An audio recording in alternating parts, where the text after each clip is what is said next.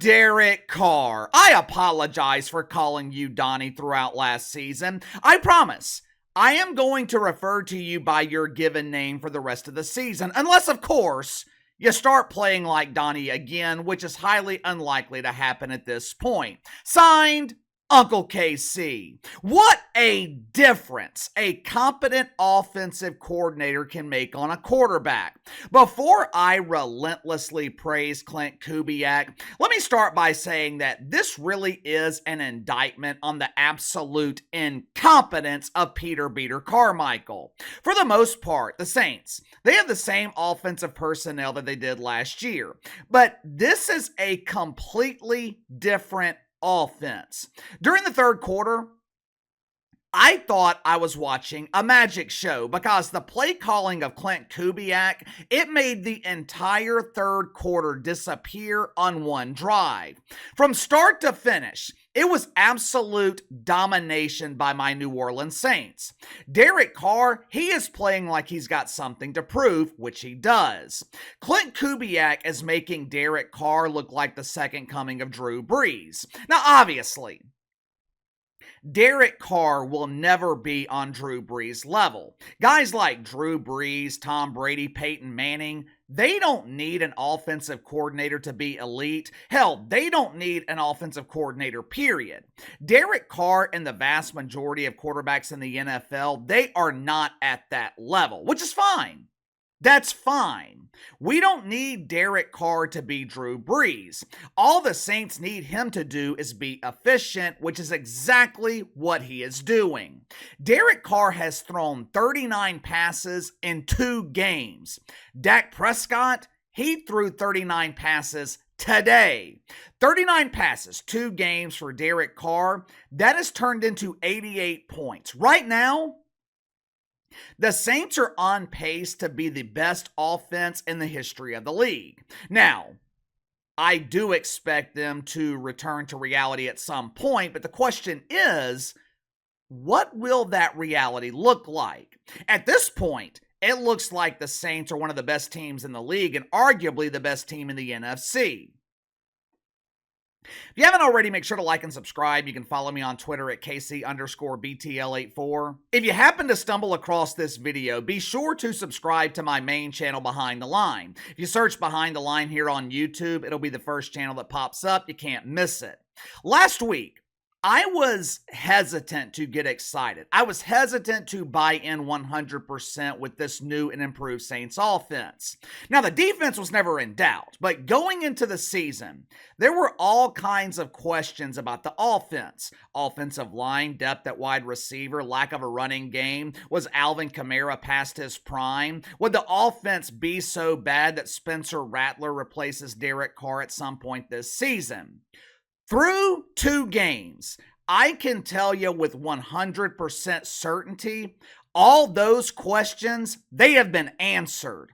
Alvin Kamara, he is playing like a man possessed. Alvin Kamara is playing like an aging running back who is pushing his bank account into the fountain of youth to earn one last big money contract. Dennis Allen, he is coaching like he is coaching for his job, which he is. For the second year in a row, the Saints have started 2-0, but it's not the winning that I'm impressed with. It's not the winning that gives me confidence.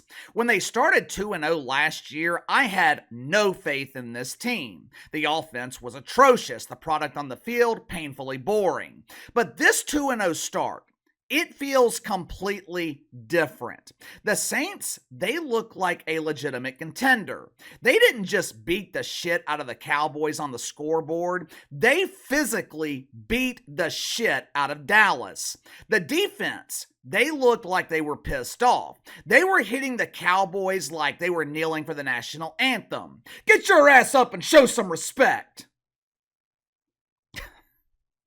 Credit to Mickey Loomis and the Saints front office. They have created the perfect scenario for Dennis Allen and Derek Carr. 2 guys who are not elite. 2 guys who need help, which is fine. That's okay. There is nothing wrong with needing help. Credit to Mickey Loomis for getting them exactly what they needed. Klint Kubiak, he has unlocked Derek Carr in this offense. His scheme, it disguises their weaknesses while magnifying their strengths. Think about it. Biggest weakness on the Saints offense, offensive line. What does Klint Kubiak do to start the game today? First two drives of the game, he spreads the field. Deep pass to Shaheed, touchdown. Forces the Cowboys to pull their safeties back, which opens up Alvin Kamara in the running game. And the Dallas defense had no answer for it. Klint Kubiak forced the Cowboys to pick your poison. Telling you right now, the Superdome is going to be electric next Sunday. For the first time since the Peyton Breeze era, the Saints, they will once again have a legitimate home field advantage. The Superdome, it is returning to its rightful place as the hardest place to play in the NFL. So credit to Klint Kubiak, credit to Derek Carr, credit to Dennis Allen. So far, you guys have proven me wrong. Right now, I have no concerns with my Saints, but if I were a fan of the Dallas Cowboys, I would be very concerned. If I were Jerry Jones, I would be pissed off at myself. What the hell are you doing making Dak Prescott the highest paid player in the history of the NFL? What the hell are you doing giving Dak Prescott $240 million with $231 million guaranteed? Dak Prescott? Really? Dak Prescott, captain of the bum squad, the guy who disappears in big games, the guy who disappears every January, the quarterback that you can always count on to disappear when it matters most. This is why I always say stats do not matter. Statistically speaking, Dak Prescott, he's one of the best quarterbacks in the league. But listen to this stat line. 27 of 39, 293 yards, a touchdown, and 2 interceptions. Now, one of those interceptions, it wasn't really Dak's fault, but you could say the same thing about the touchdown pass because the Saints defense basically gave it to him on a busted play. If you didn't watch the game today, if you didn't see the final score, and you just looked at the stat line, you would assume that the game was somewhat close, when the reality is, that game was over by halftime. This game was another example of Dak doing Dak things. First drive of the second half, Cowboys are moving downfield. They're in the red zone. First and goal, Ezekiel Elliott. He is wide open on the screen for an easy touchdown. Dak feels pressure from, I believe it was Carl Granderson, incomplete pass. Cowboys eventually settle for another field goal. Early fourth quarter, Derek Carr throws a bad interception. Dak sees the play and says, "Don't worry, Derek, I can suck with the best of them." Very next play, Dak Prescott throws an interception.